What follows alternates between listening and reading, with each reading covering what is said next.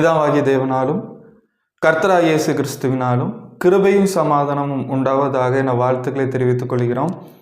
இந்த வெளிப்படுத்தல் புஸ்தகத்தினுடைய தொடருக்கு நீங்கள் கொடுக்குற உங்களுடைய ஆதரவுக்கும் உங்களுடைய உற்சாகமான வார்த்தைக்கும் நாங்கள் நன்றி செலுத்துகிறோம். நீங்கள் நிறைய பேர் தனிப்பட்ட ரீதியில் எங்களை உற்சாகப்படுத்துறது எங்களுக்கு ரொம்ப சந்தோஷமாக இருக்குது.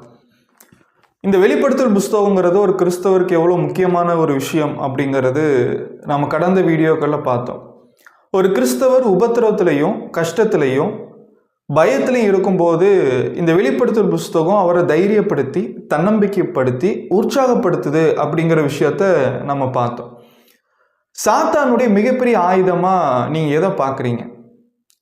சாத்தான், அதாவது பிசாசு, ஒரு கிறிஸ்தவராக இருக்கிற ஒருத்தட்ட பயன்படுத்தக்கூடிய மிகப்பெரிய ஆயுதம் என்ன? பிசாசுக்குன்னு ஆயுதங்கள் இருக்குதா அப்படின்னா இருக்குது. ஒரு கிறிஸ்தவரை விளைவிக்கிறதுக்கு அவன் பயன்படுத்தக்கூடிய சில தந்திரங்கள் தான் அவனுடைய ஆயுதமே. அவனுடைய மிகப்பெரிய ஆயுதம் என்ன அப்படின்னா குழப்பம், சந்தேகம். இந்த குழப்பத்தினாலையும் சந்தேகத்தினாலையும் வரக்கூடிய பயம் தான் பிசாசினுடைய மிகப்பெரிய ஆயுதமாக இருக்கு. அதாவது ஒரு கிறிஸ்தவருக்கு வரக்கூடிய மிகப்பெரிய குழப்பம், பயம், உபத்திரவத்தில், கஷ்டத்தில் நான் செய்கிறது சரிதானா, இல்லை தேவன் என் கூட இருக்கிறாரா, தேவன் என் கூட இருந்தால் எனக்கு இந்த கஷ்டம்லாம் வருமா அப்படிங்கிற இந்த குழப்பத்தையும் பயத்தையும் பிசாசு ஒவ்வொரு கிறிஸ்தவர்களுக்குள்ளேயும் விதைக்கக்கூடியவனாக இருக்கிறான். முதல் நூற்றாண்டு கிறிஸ்தவர்களுக்குள்ளேயும் இந்த கவலையும் இந்த பயமும் இருந்தது. நான் உபத்திரப்படுகிறேன், கஷ்டப்படுறேன், தேவனுடைய பிள்ளை அப்படின்னாலும் நான் கஷ்டப்படுறேனே அப்படிங்கிற ஒரு மிகப்பெரிய பயத்திலையும் குழப்பத்திலையும் முதல் நூற்றாண்டு கிறிஸ்தவர்கள் வாழ்ந்துட்டு இருந்தாங்க.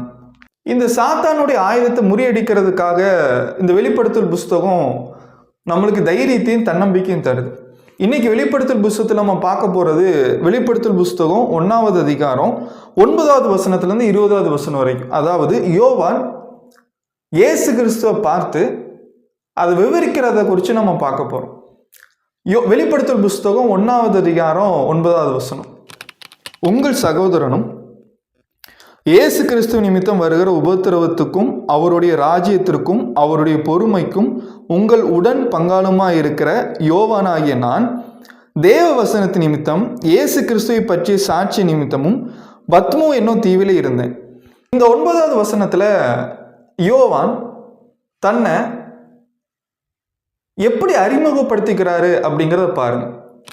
ஒன்று, உங்கள் சகோதரனும் அப்படிங்கிறாரு.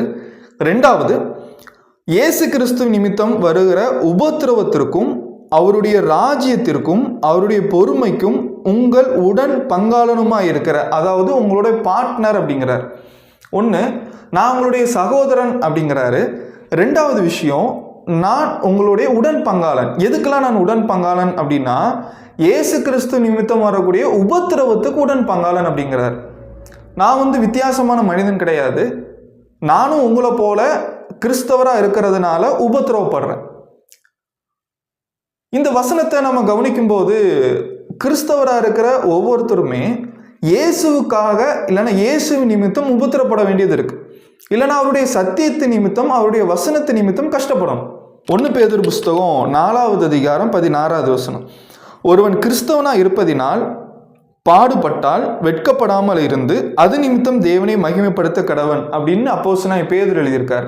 இதை தான் யோவான் எழுதுறாரு. நானும் ஒரு கிறிஸ்தவன், நானும் உபத்திரவப்படுறேன் அப்படிங்கிறார். வெளிப்படுத்தல் புஸ்தகம் 12வது அதிகாரம் 11வது வசனம்.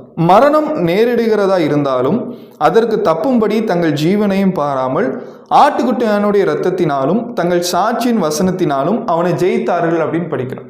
அப்போ ஒரு கிறிஸ்தவராக இந்த பூமியில் வாழ்றது அப்படிங்கிறது நம்மளுக்கு உபத்திரவத்தை கொண்டு வருது. சத்தியத்துக்காக, நம்முடைய விசுவாசத்திற்காக நம்ம கஷ்டப்படுறோம். இதுதான் யோவான் எழுதுறார். நானும் கஷ்டப்படுறேன், இயேசு கிறிஸ்துவ நிமித்தம் வரக்கூடிய உபத்திரவத்துக்கு நான் உடன் பங்காளி அப்படிங்கிறார். அவர் என்ன கஷ்டப்பட்டாரு அப்படின்னா இயேசு கிறிஸ்துனுடைய வசனத்து நிமித்தமா யோவான் நாடு கடத்தப்பட்டு பத்மோ அப்படிங்கிற தீவில் இருக்கிறார். இந்த பத்மோ அப்படிங்கிறது ஒரு மகிழ்ச்சியான ஒரு தீவு கிடையாது, ஒரு தனித்து விடப்பட்ட தீவா இருந்தது. ரோமர்கள் ஆட்சி பண்ணிட்டு இருக்கும்போது இந்த தீவை கைதிகளை சிறையில் வைக்கிறதுக்காக பயன்படுத்தியிருக்காங்க. கிபி 95-96 டொமோஷியன் யோவானை இந்த தீவுக்கு நாடு கடத்திருக்கலாம் அப்படின்னு பேர் நம்புறாங்க. அப்போ இதை நம்ம கவனிக்க வேண்டிய ஒரு விஷயம் என்ன அப்படின்னா யோவானோ சரி, கிறிஸ்தவர்களும் சரி, ஒரு கிறிஸ்தவராக வாழணும் அப்படின்னு நினைக்கிறவரும் சரி, அவர் இந்த உலகத்தாலையும் இந்த சமுதாயத்தாலையும் உபத்திரவப்படுவார். நீங்கள் கிறிஸ்துவின் சபையாராக இருக்கிறதுனாலையோ இல்லை நீங்கள் ஒரு கிறிஸ்தவராக இருக்கிறதுனாலையோ நீங்கள் உபத்திரவப்பட்டீங்க அப்படின்னா அது நல்ல விஷயம். ஏன்னா கிறிஸ்தவராக இருந்தோம் அப்படின்னா நம்ம உபத்திரவப்படணும். இயேசு கிறிஸ்துவுக்காக நம்ம விலைகளை கொடுக்க வேண்டியது அவசியமா இருக்கு. சரி, வெளிப்படுத்தல் புஸ்தகம் 1வது அதிகாரம் 9வது வசனத்துல யோவான் பத்மு அப்படிங்கிற தீவுல இருக்கிறாரு. அடுத்து என்ன நடக்குது அப்படின்னு பார்க்கலாம். வெளிப்படுத்தல் புஸ்தகம் 1வது அதிகாரம் 10வது வசனம், கர்த்தருடைய நாளில் அப்படிங்கிறார். ஏன் கர்த்தருடைய நாள் அப்படிங்கிறது இது வாரத்தின் முத நாளை குறிக்குது. ஏன்னா இந்த வாரத்தின் முத நாளை தான் இயேசு கிறிஸ்து உயிர்த்தெழுந்தாரு. இந்த வாரத்தின் முத நாளை தான் சபை உருவாக்கப்பட்டது. இந்த வாரத்தின் முத நாளை தான் அப்பமும் திராட்சரசமும் பிக்கிறதுக்கு சீஷர்கள் கூடி வந்தாங்க. அப்போஸ்தலர் 20வது அதிகாரம் 7வது வசனம். அப்போ இந்த கர்த்தருடைய நாள் அப்படிங்கிறது அது அவருக்கு சொந்தமான நாள். வாரத்தின் முத நாள் அது குறிக்குது. இங்க கர்த்தருடைய நாள்ல யோவான் என்ன பண்றாரு அப்படின்னா ஆவிக்குள்ள ஆனேன் அப்படிங்கிறார். அது என்ன ஆவிக்குள்ளாகிறது? ஒருவேளை ஆவிக்குள்ளாகிறது அப்படிங்கிறது அப்படின்னா யோவான் ஆவியினுடைய கட்டுப்பாட்டுக்குள்ள இருந்தார். அதாவது எபேசியர் புஸ்தகம் 3வது அதிகாரம் 5வது வசனம் 6வது வசனம், அதை நீங்கள் வாசிக்கையில் கிறிஸ்துவின் ரகசியத்தை குறித்து எனக்கு உண்டாயிருக்கிற அறிவை அறிந்து கொள்ளலாம். இந்த ரகசியம் இப்பொழுது அவருடைய பரிசுத்த அப்போஸ்தலர்களுக்கும் தீர்க்கதரிசிகளுக்கும் ஆவியானவராலே வெளிப்படுத்தப்பட்டிருக்கிறதை போல முற்காலங்களில் மனுபுத்திரருக்கு அறிவிக்கப்படவில்லைங்கிறார். அப்போ யோவான் ஆவிக்குள்ள ஆனேன் அப்படின்னு சொல்லும்போது யோவானுக்கான பர்பஸ் அதை காட்டுது, யோவானுக்கான நோக்கத்தை காட்டுது. பத்மு தீவில் கர்த்தருடைய நாளில் அவர் கொடுக்கப்பட்ட மிக முக்கியமான நோக்கம், அவர் ஏன் ஆவிக்குள்ள ஆகிறார் அப்படின்னா 7 சபைகளுக்கு யோவான் சொல்ல வேண்டிய கருத்தை அவர் சொல்றதுக்காக தேவன் அவருக்கு என்ன கருத்தை சொல்லணுமோ அதை அவர் தெரிஞ்சுக்கிட்டு அதை 7 சபைக்கு அவர் எழுதணும் அப்படிங்கிறதுக்காக அவர் ஆவிக்குள்ள ஆகிறார். இது ஆவிக்குள்ள ஆகிறது. அதாவது பரிசுத்த ஆவியினால் ஏவப்பட்டு அவர் என்ன பண்றார் அப்படின்னா நமக்கான செய்தி அங்க சொல்றார். வெளிப்படுத்தல் புஸ்தகம் 1வது அதிகாரம் 1வது வசனத்தை படிச்சு பார்த்தீங்க அப்படின்னா, சீக்கிரத்தில் சம்பவிக்க வேண்டியவைகளை தம்முடைய ஊழியக்காரருக்கு காண்பிக்கும் பொருட்டு தேவன் இயேசு கிறிஸ்துக்கு ஒப்புவித்ததும் இவர் தம்முடைய தூதனை அனுப்பி தம்முடைய ஊழியக்காரனா யோவானுக்கு வெளிப்படுத்தணுமான விசேஷம் அப்படின்னு படிக்கும். கிறிஸ்தவர்களாக இருக்கிற நம்ம தெரிந்து கொள்ள வேண்டிய முக்கியமான செய்தியை எழுதுவதற்காக யோவான் ஆவிக்குள்ளாகிறார். இங்க ஆவியினுடைய கட்டுப்பாட்டுக்குள்ள அவர் இருக்கிறார். தன்னுடைய சொந்த புத்தியிலேயோ தன்னுடைய சுயத்தின் மீது அவர் இல்லாம பரிசுத்த ஆவியினால் அவர் ஏவப்படுறார். சரி, வெளிப்படுத்தல் புஸ்தகம் 1வது அதிகாரத்துல 10வது வசனம், கர்த்தருடைய நாளில் ஆவிக்குள்ள ஆனேன், அப்பொழுது எனக்கு பின்னாலே எக்காலம் சத்தம் போன்ற பெரிதான ஒரு சத்தத்தை கேட்டேன். இந்த வசனத்திலிருந்து இந்த வெளிப்படுத்தனுடைய மிக முக்கியமான ஒரு விஷயம் தொடங்குது. அதாவது உருவகம் ஊமை அணி இல்லைன்னா ஒப்பு ஊமை. இது என்ன உருவகம் ஊமை அணி? முதல்ல ஊமை அணி அப்படின்னு என்ன அப்படின்னா ஒரு தெரியாத விஷயத்த நம்மளுக்கு தெரிஞ்ச ஒரு விஷயத்தோடு ஒப்பிட்டு அதே போலதான் இது இருக்குது அப்படின்னு சொல்றது ஊமை அணி. அதாவது இந்த ஊமை அணியில போல, அது போல அப்படிங்கிற வார்த்தைகளை பயன்படுத்துவோம். லைக் அஸ் அப்படிங்கிற வார்த்தையை பயன்படுத்துவோம். அந்த பொண்ணுனுடைய முகம் பார்க்கறதுக்கு தாமரை போல இருக்கு அப்படின்னா அந்த பொண்ணுனுடைய முகம் தாமரை கிடையாது. ஆனால் அந்த பொண்ணுனுடைய அழகை வர்ணிக்கிறதுக்காக இங்க தாமரை அப்படிங்கிற ஒரு விஷயத்தை பயன்படுத்துறோம். இது ஊமை அணி. உருவகம் அப்படிங்கிறது அது போலல்ல, அதுதான் இது அப்படின்னு சொல்றது. அதாவது விசுவாசம் என்னும் கேடகம் அப்படின்னா விசுவாசம் உண்மையான கேடகம் கிடையாது. ஆனா அந்த விசுவாசத்தை புரிய வைக்கிறதுக்கு கேடகம் அப்படிங்கிற ஒரு விஷயத்தை பயன்படுத்தியிருக்கோம். இது உருவகம். அப்போ இந்த உருவகம் அப்படிங்கிறதையும் ஓமை அப்படிங்கிறதையும் நம்ம புரிஞ்சுக்கணும். இந்த இடத்துல வெளிப்படுத்தல் 1வது அதிகாரம் 10வது வசனத்துல எனக்கு பின்னாலே எக்காலம் சத்தம் போன்ற அப்படின்னு சொல்லும் போது இது ஒரு ஒப்பு ஊமை இல்லைன்னா ஊமை அணி. இது உண்மையான எக்காலம் கிடையாது. ஆனா அந்த சத்தத்தை யோவான் கேட்கும்போது அந்த சத்தம் எப்படி இருந்ததுன்னா எக்காலத்தை போல இருந்தது அப்படிங்கிறார். இந்த எக்காலம் அப்படிங்கிறது பொதுவா முக்கியமான செய்தியை சொல்றதுக்கு எல்லாத்தையும் ஒரு இடத்துல கூட்டுறதுக்கு சொல்லக்கூடிய ஒரு விஷயம். ஒரு எச்சரிப்புக்காக இல்லை எல்லாரும் கவனத்தை இங்க செலுத்துங்க அப்படிங்கிறதுக்காக பயன்படுத்தக்கூடியதுதான் எக்காலம். அப்போ இங்க யோவான் கர்த்தருடைய நாள் ஆவிக்குள்ளாகும் போது ஒரு எக்கால சத்தத்தை தனக்கு பின்னாடி கேட்கிறாரு. அப்போ நீ கொஞ்சம் கவனத்தைங்க செலுத்து, எல்லாரும் உங்களுடைய கவனத்தைங்க கொண்டு வாங்க அப்படிங்கிற செய்தியை இது கொடுக்குது. வெளிப்படுத்தல் புஸ்தகம் 1வது அதிகாரம் 12வது வசனம், அப்பொழுது என்னோட பேசின சத்தத்தை பார்க்க திரும்பினேன், திரும்பின போது கவனிங்க 7 பொன் குத்து விளக்குகளையும் அப்படிங்கிறார். இப்ப யோவான் வாரத்தின் முதல் நாள்ல கர்த்தருடைய நாள்ல ஆவிக்குள்ளாகி ஒரு எக்கால சத்தத்தை கேட்கிறார். எக்கால சத்தம் போல இருக்கிற ஒரு சத்தத்தை கேட்கிறார். இவர் பின்னாடி திரும்பி பார்க்கும்போது 7 பொன் குத்து விளக்குகளை பார்க்கிறார். மறுபடியும் சொல்றேன், இது உண்மையான பொன் குத்து விளக்கு கிடையாது. இது உருவகம். முதல்ல பார்த்தது ஓமையணி, இப்போ பார்க்குற உருவகம். இந்த பொன் குத்து விளக்கு அப்படிங்கிறது என்ன அப்படிங்கிறத 20வது வசனத்துல படிக்கிறோம். என் வலது கரத்தில் நீ கண்ட 7 நட்சத்திரங்களின் ரகசியத்தையும் 7 பொன் குத்து விளக்குகளின் ரகசியத்தையும் எழுது. அந்த 7 நட்சத்திரங்களும் 7 சபையின் தூதர்களாம். கவனிங்க, நீ கண்ட 7 குத்து விளக்குகளும் 7 சபைகளாம் அப்படிங்கிறார். அப்போ இந்த யோவான் பின்னாடி திரும்பி பார்க்கும்போது 7 பொன் குத்து விளக்குகளை பார்க்கிறாருன்னா அந்த 7 பொன் குத்து விளக்குகளும் சபைகள், 7 சபைகள். இந்த 7 சபைகள் என்னென்ன அப்படிங்கிறது 11வது வசனத்துல சொல்லியிருக்காரு. ஆனால் நம்ம கவனிக்க வேண்டிய விஷயம், இந்த இடத்துல ஏன் சபையை பொன் குத்து விளக்குகளுக்கு ஒப்பிட்டிருக்காரு. ஒரு குத்து விளக்கினுடைய வேலை என்ன? ஒரு இடத்துக்கு வெளிச்சம் கொடுக்கிறது. இந்த சபையானது இந்த இருண்டு போன உலகத்துக்கு வெளிச்சத்தை கொடுக்கக்கூடிய ஒரு விஷயம். பிலிப்பியர் புஸ்தகம் 2வது அதிகாரம் 14வது வசனம்.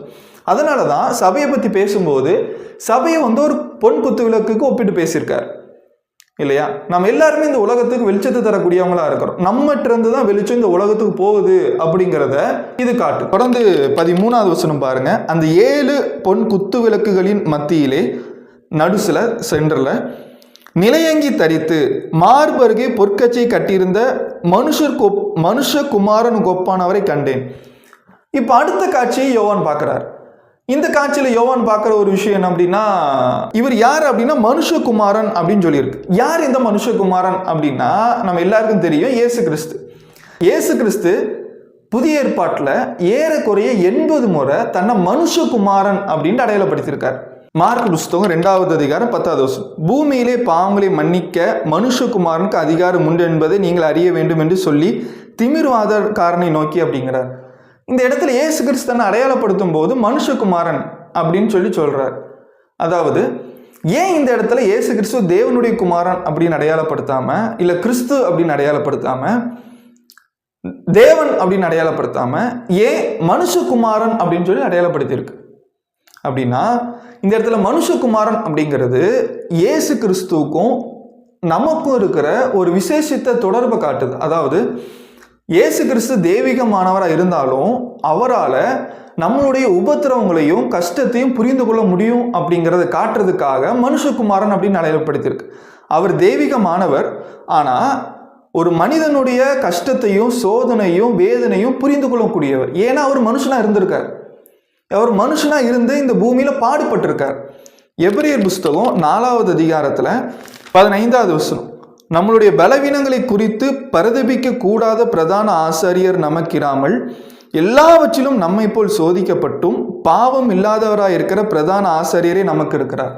அப்போ இயேசு கிறிஸ்து மனுஷகுமாரன் அப்படின்னா இந்த காட்சி கொஞ்சம் நீங்க கவனிச்சு பாருங்க. யோவான் பின்னாடி திரும்பி பார்க்கிறாரு, 7 குத்து விளக்குகளை பார்க்கிறாரு. அந்த 7 குத்து விளக்குகள் மத்தியில பார்க்கறதுக்கு மனுஷகுமாரனுக்கு ஒப்பா இருக்கிறார். அப்படின்னா இயேசு கிறிஸ்து நம்மை புரிந்து கொண்ட நபரா, நம்மளுடைய வழிகளை தெரிந்த ஒரு மனிதனா, நம்மளை வழிகளை தெரிந்த ஒரு தெய்வீகமான ஒரு நபரா, நம்மை போல கஷ்டப்பட்டு நமக்கு உதவி செய்யக்கூடியவரா, சபைக்கு பக்கத்துல சபைக்கு நடுசுல இருக்கிறார். ஒருவேளை இது உபத்திரவப்படுற சபைக்கு எவ்வளவு ஆறுதலை கொடுத்துருக்கோம் அப்படின்னு பாருங்க. அவர் உங்க பக்கத்துல தான் இருக்கிறாரு. அவர் உங்களுடைய கஷ்டத்தை தெரிஞ்சவரா இருக்கிறாரு. அவர் உங்களுடைய வேதனை புரிஞ்சவரா இருக்கிறாரு.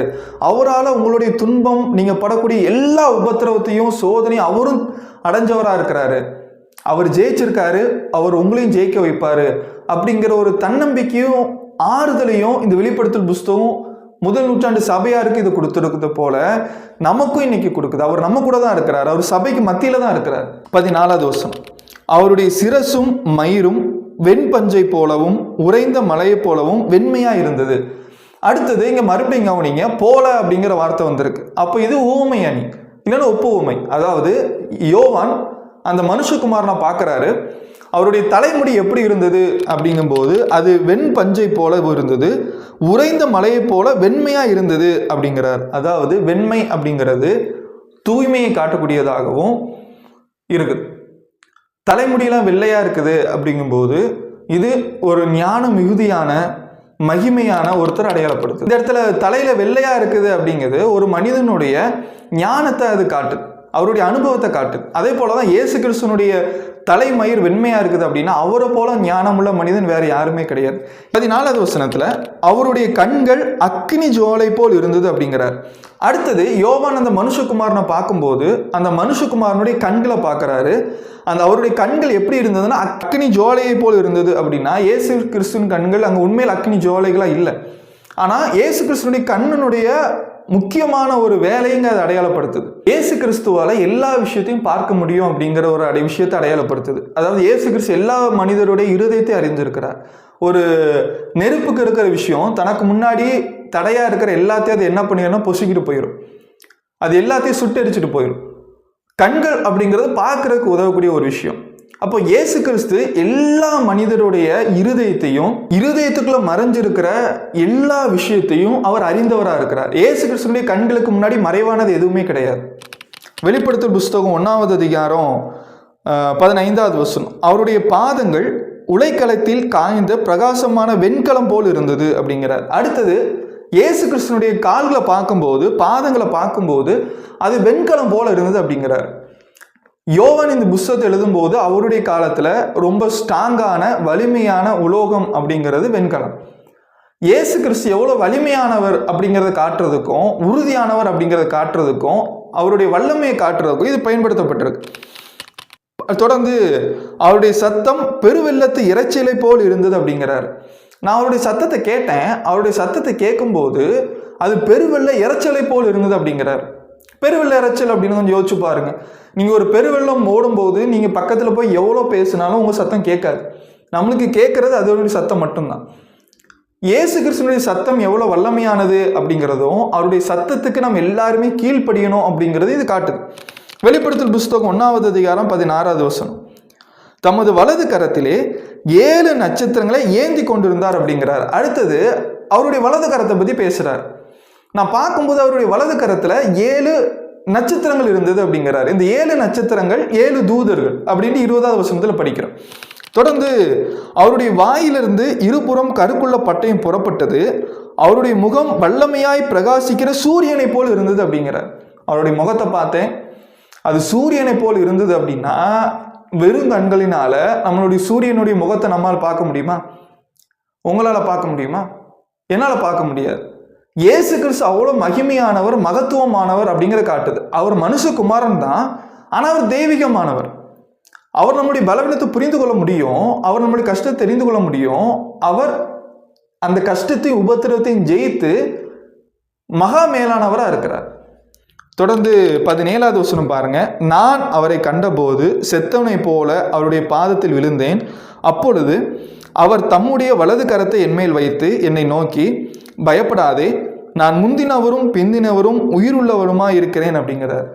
யோவான் இந்த காட்சியை பார்த்தோன்னே தன்னுடைய பலவீனத்தினால கீழே விழுந்துட்டார், செத்தவனை போல மாறுறார். நம்ம எல்லாருக்கும் இது பொருந்தும். அதாவது ஒரு கிறிஸ்தவரா இருக்கிறது அப்படிங்கிறது ஈஸியான விஷயம் இல்லை. நம்ம இயேசு கிறிஸ்து நிமித்தமா உபத்திரவப்படுறோம்.